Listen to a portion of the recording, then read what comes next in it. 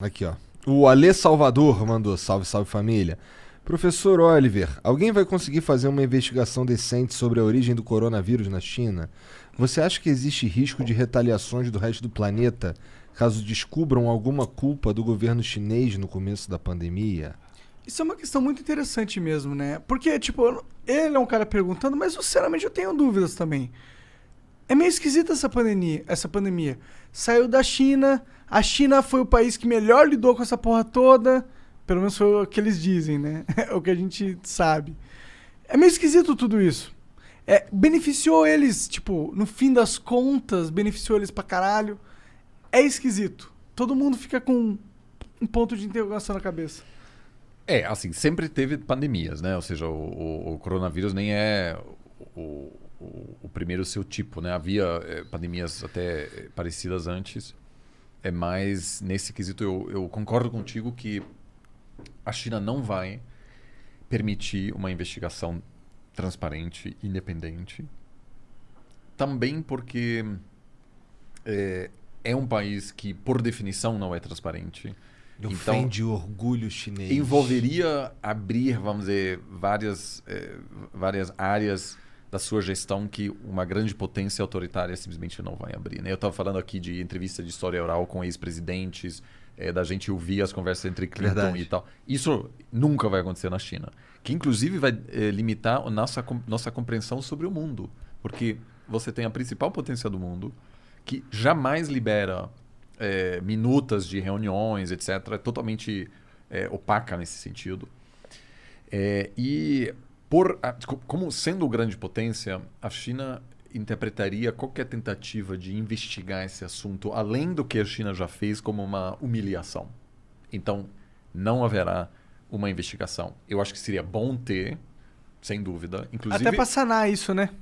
não, inclusive para ter mais conhecimento sobre como combater futuras pandemias. Ou seja, tem um interesse genuíno científico. Como aconteceu tudo? De onde Exato. surgiu? Agora, punições não vai ter, simplesmente pelo fato de que a China é tão poderosa que hoje em dia, basicamente nenhum país tem, eu diria, nem os Estados Unidos Tem a pachorra. tem a capacidade de dizer a gente vai punir vocês. Como porque- que você obriga eles a se punirem? Porque é isso que você tem que fazer. Então, inclusive, eu diria assim, hoje em dia tem talvez dois chefes de Estado que ainda topariam encontrar com o Dalai Lama, que compram a briga com a China. Eu acho que talvez o primeiro-ministro da Índia, porque o Dalai Lama está lá, e o presidente dos Estados Unidos. Da Alemanha, a Angela Merkel, no início do mandato dela, ela ainda encontrava. Agora já não, porque vamos dizer, a porcentagem do comércio alemão com a China aumentou tanto que as grandes empresas alemãs estão dizendo, não, por favor, não. Só não. Então, assim, em relação a essa pergunta, não haverá retaliações, mas infelizmente a gente também não vai saber mais sobre a origem do que a gente já sabe hoje. É uma pena esse lance deles não abrirem as conversas de fato, porque, nossa, é um pedação interessante da história da humanidade, né? Mas veja, eles nem só fazem isso pela questão externa, porque imagina que uma investigação interna descobre que o departamento de saúde na cidade de Wuhan demorou, não sei o quê. Você está dando material aí para, inclusive, desafiar a legitimidade do Partido Comunista. Né, isso pode ser utilizado por pessoas críticas dentro da China. Então, nenhum governo autoritário do mundo convidaria alguma comissão que não controla, que pode trabalhar livremente, algo que não existe na China. Não existe comissão independente. Porque se descobre que o governo regional, né, cometeu erros gravíssimos, isso poderia ser utilizado para questionar o regime. Sim. Então isso aí Verdade. O, Por isso que a China parece um grande problema, na minha opinião. o maior problema do mundo. Porque, tipo, a essência delas tá toda corrompida, mano. Ficou rico, mas o cara que manda na máquina toda é meio filha da puta, né? O Estado, né? Não, é que, tipo, eles não são legitimados por uma democracia real, tá ligado? Não é o povo decidindo. É uma galera que controla uma nação de bilhão. E aí, tipo, eles estão correndo o risco de controlar o mundo. O mundo! Controlar É meio o mundo eu bizarro. acho que não, assim, porque você ainda vai ter muitos atores relevantes, né? Tanto que os Estados Unidos nunca chegou a controlar o mundo, né? De certa maneira. Muitas coisas não deram certo. No seu auge... Pô, mas a cultura brasileira é totalmente baseada no americano.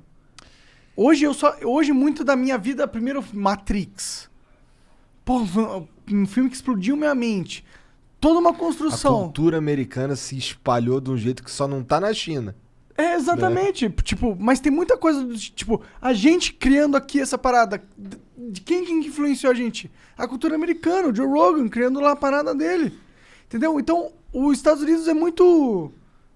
Culturalmente dominante. Isso faz parte da estratégia, inclusive, que a China não fará. Nós não vamos, nossos filhos e netos não vão assistir novela chinesa, porque isso não faz parte do, vamos dizer, da estratégia chinesa.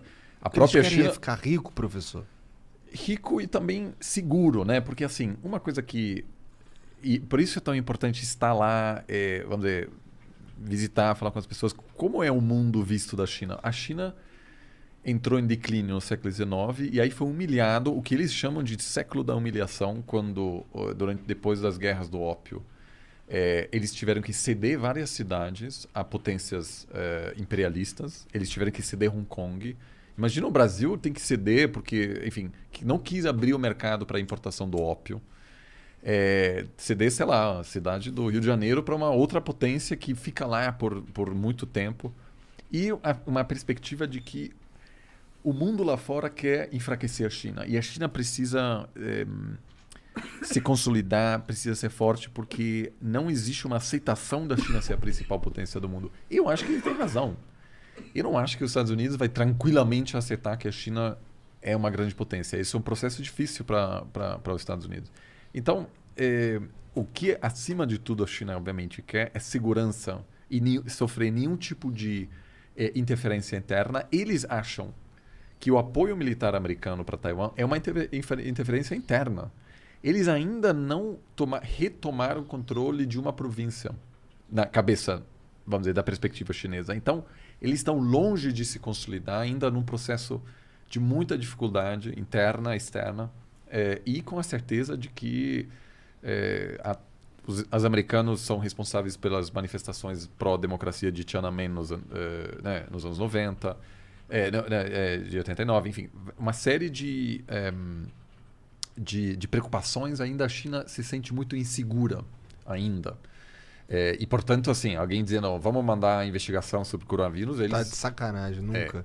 Um país que é muito poderoso já, mas ainda muito inseguro, que até 50 anos atrás nem tinha reconhecimento diplomático, né? A maioria do mundo reconhecia primeiro Taiwan.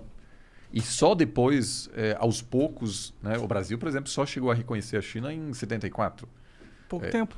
Foi o Geisel, aliás, né? Engraçado que a gente pensa que isso...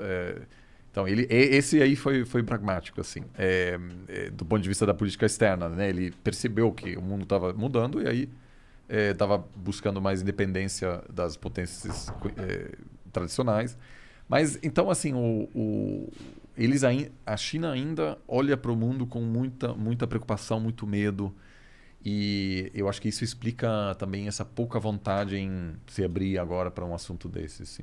Entendo.